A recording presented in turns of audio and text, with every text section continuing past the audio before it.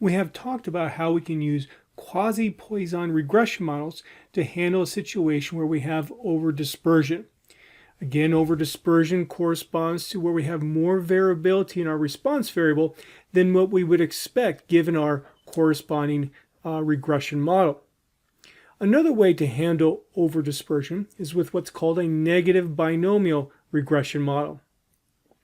Negative binomial, that phrase, corresponds to a probability distribution known as the negative binomial. If you've had a mathematical statistics course, typically a negative binomial distribution is taught there. If you haven't had a mathematical statistics course, let's just briefly investigate what a negative binomial distribution looks like. So as you can imagine from its name, since the word binomial is in there, it's going to have some similarities to a regular old binomial distribution. In particular, we have a parameter pi here that corresponds to our probability of success. Now what's different is our random variable y actually represents the number of failures until the kth success. So again, y is the number of failures until the kth success. And so you can see where y and k then pop up then in our expression. Now, a key element here is that we could have lots and lots of failures until that kth success. Maybe perhaps we never actually reach that kth success. So because of it here, our y, our random variable, is a count, and it doesn't have an upper bound to it, just like what we had with the regular old Poisson regression. So that's one of the reasons why we end up using the negative binomial distribution here. Now another reason is because we can rewrite this probability distribution like this, where let's let the expected value of y be equal to mu, and we're going to rewrite it so that now where we had pi before, we actually have k over mu plus k. It just comes about through using some math. And then with this version of our expression here, the expected value of y is equal to mu. The variance of y is equal to mu plus mu squared divided by k. This part here is what's really important. Now with a regular old Poisson distribution, expected value of y is equal to mu, variance of y is equal to mu. When we have over dispersion, we actually want that variance to be higher. And notice how we can get it to actually be higher. We have this mu squared divided by k there. Compare that to what you saw previously with the quasi-Poisson regression model, where we have the expected value of y equal to mu. And then we also have the variance of y is equal to gamma times mu. This gamma here allowed us to have a larger variance than what we would have had with a regular old Poisson distribution. This part here has the same intent, but notice how it does it is a little bit different.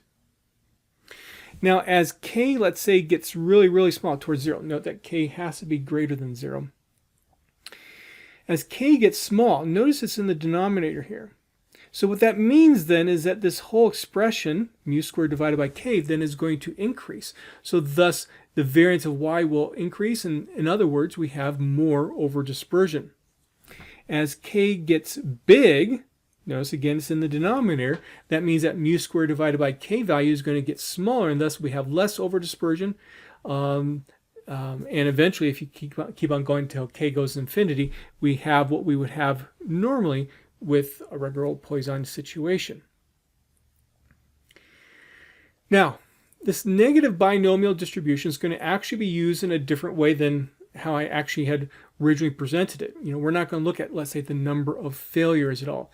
This k is the number of successes before our y failures. This k, you would think, would have to be an integer value. But the way that we're going to end up using this negative binomial distribution allows us this k to not be an integer value.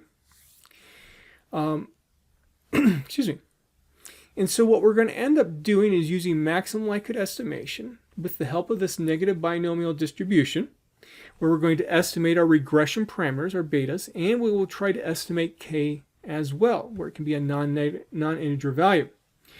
Since we're using maximum likelihood estimation, that means we can use our inference methods, such as the Wald and like likelihood ratio based methods, to do inference for us. Okay, so let's take a look at an example. We're going to go back to the horseshoe crabs and satellites example. The GLM function itself cannot estimate one of these negative binomial regression models. Rather, we're going to use the function glm.nb for negative binomial from the mass package of R. This mass package is automatically installed is in the default installation of R. So if I say library mass, and then I'm going to estimate my model glm.nb, we have a similar syntax to what we've seen before. Formula equal, here's my response variable, here's my explanatory variable, satellite tilde width, my data is in crab, and link equal log. The reason why I'm doing that is that we'll still have the same functional form that we've seen before for a Poisson regression model. Then when I put the results into mod.fit.nb, I summarize the fit, and this is what we get. Here's beta hat 0. This is beta hat 1. As you might expect, here's the square root to the estimated variance of beta hat 1 as well. We have a Wald test statistic to test the significance of beta 1. Here's the corresponding p-value using a standard normal approximation, p-value small, indicating that there's sufficient evidence that indeed width is important. We have some other parts of the output that we're used to seeing, but this is a new part here. We have something called theta. This is actually, let's call it theta hat. And all this is 1 over rk. I put a hat on k because now we're talking about estimated value. So 1 over k hat is 0.905. And notice also, I should mention here, we also have a square root of the estimated variance of theta hat there, using methods similar to what we've seen before for estimating variances. So given this output, this is my negative binomial regression model. So what we saw from our output was that theta hat, let me get my pen out, theta hat was 0.905, so that means k hat would be 1.1. And so in the end, this estimated variance of y using the expression that we had before for the variance of y is mu hat plus 0.9 times mu hat squared. Now remember, for us, this mu hat is based upon the exponential function of beta hat 0 plus beta hat 1 times the width. Okay, so we can see how there's now extra variability than what we would have had with a regular old Poisson regression model. We can see this further. Here's the estimated covariance matrix for the Poisson regression model. And then here's the estimated covariance matrix for now the negative binomial regression model. And we can see that indeed we have a larger variance for beta hat 1 than what we had before. We could put this in terms of the square root of these estimated variances, or how about we just say the standard errors. And here's a nice little comparison of all the standard errors. So the square root of the estimated variance for beta hat 1 is 0.019965 for Poisson regression. With a negative binomial, you can see that is a little bit more than twice as much.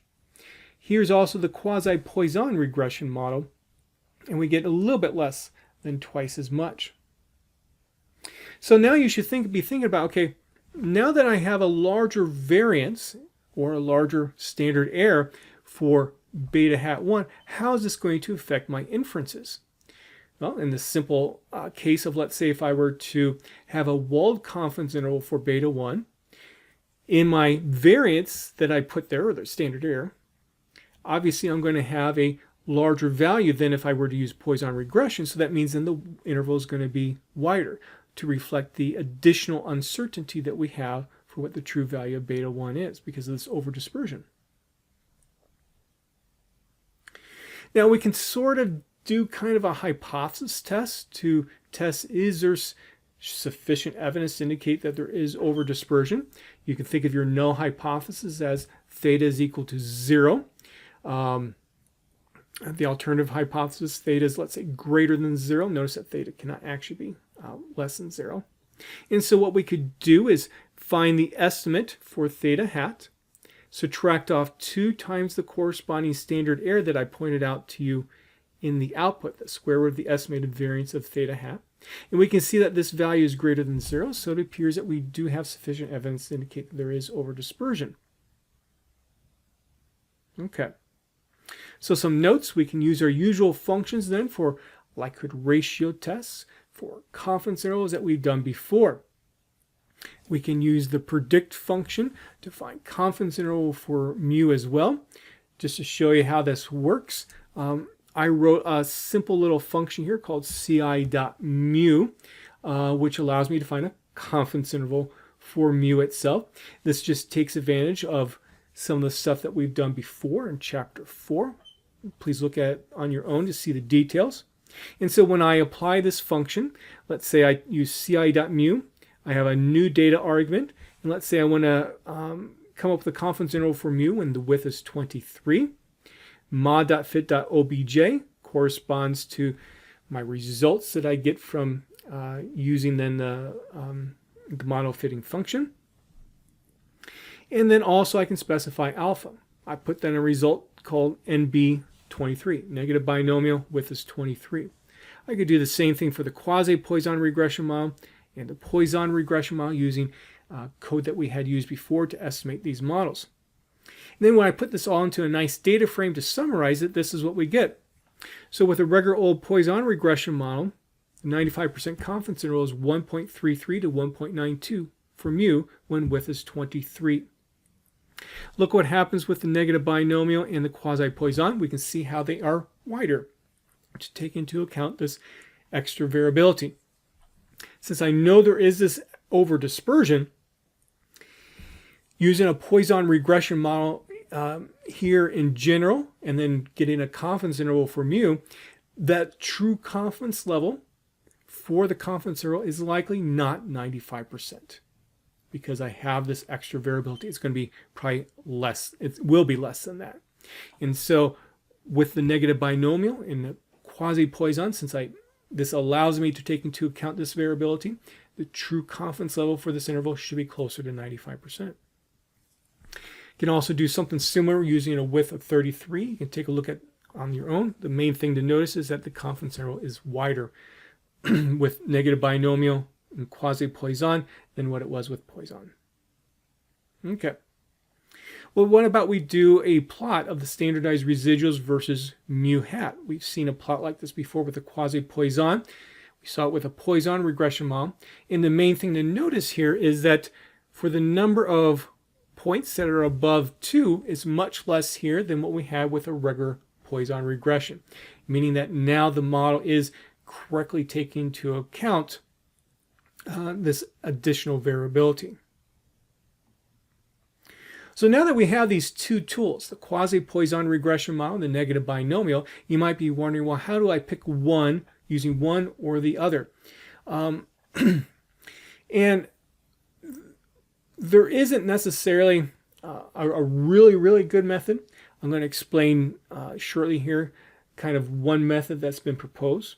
But before I do that, I just want to mention once again that the best way to take into account over-dispersion is to look to see if there are any additional explanatory variables that can explain that variability. If there is, use that method. If you're unsure, you don't know about other variables, then you can go to one of these other tools. Now, in terms of trying to figure out, well, between the quasi-Poisson versus the negative binomial, how do you pick excuse me, what one could do is look at these expressions that I showed you earlier for the variance of y. And excuse me. And what we see here is how they allow this variance to be higher than what you would have with a Poisson regression model in a little bit of a different way. Here we just simply multiply by some constant. Here instead, we add a squared term, which is also multiplied by some constant, which we end up estimating. I guess we actually estimate both. And so because of that, one essentially has like a linear relationship, one has a quadratic relationship relative to mu. What these authors suggest is that, how about you plot the squared residuals from a regular old Poisson regression model fit? Plot them versus the estimated mean, or in other words, mu hat for that model fit. And if there happens to be a quadratic trend in these residuals, remember this is the information that's still left out there, the residuals are. If there's a quadratic trend, then that suggests then use a negative binomial. If, however, the trend is linear, use a quasi-Poisson. Okay, so let's look at how we can do this. So what I've done is I've estimated the Poisson regression model in some previous code. And I put the results into mod.fit. I'm going to use the residuals function to allow me to get out my residuals. I'm going to square these residuals and put them into a component of a new data frame called res.sq for square. Then I'm going to pull out all the mu hats from mod.fit, put them into a data frame set1. Next, what I'm going to do is estimate a normal linear regression model to my data, where I use the LM function to estimate the regression model, LM for linear model. My response variable is the residual squared. The explanatory variable is mu hat. Then there's my data set. I'm going to put the results into fit.lin, do a similar thing for our quadratic, adding a quadratic term to the model. Here's a summary of the quadratic model. And we can read this output in a very similar manner as to what we've seen before when we've used GLM, where the key element here corresponding to that quadratic term is this 0.216. This is a p-value that tests, is the beta corresponding to mu hat squared equal to 0 or not? The p-value is somewhat large, so there's not sufficient evidence to indicate that the quadratic term is needed. From that, you can sort of kind of conclude that maybe the quasi-Poisson regression model would be better than the negative binomial. But let's take a look at a plot. So please take a look at the plotting code on your own. It uses the curve function in very much the same way as what we've done in the past. On my y-axis, I have squared residuals. On my x-axis, I have mu hat. And what I've plotted here is the linear regression model, and then also the quadratic regression model. And what we can see here is that it's really tough to see what kind of relationship there truly exists based upon these models. I suppose, maybe this point here is pulling down that quadratic model some, but we can see why that p-value was about 0.2. There really isn't much evidence, that this quadratic trend is needed. So, or that there is a quadratic trend. So if I had to make a decision between these two kinds of models, I'd probably pick the quasi-Poisson here. Negative binomial gives you a nice approach too, but if I had to pick one, I'd do the quasi-Poisson based upon this information here. Now, we have focused on the situation for overdispersion that occurs with Poisson regression.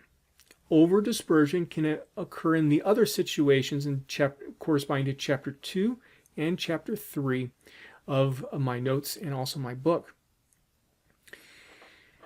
Those particular situations happen much less frequently than in the situation where we have these where Poisson regression would be used. So that's why I chose to focus on the Poisson regression.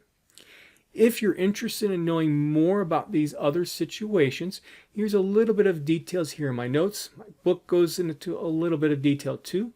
As you can imagine, there are actual functions in R that allow you to take into account overdispersion, like for example when you're working with a binomial distribution. And so this gives you at least a starting spot if you're interested in learning more about that. Okay, so then that concludes our discussion on overdispersion.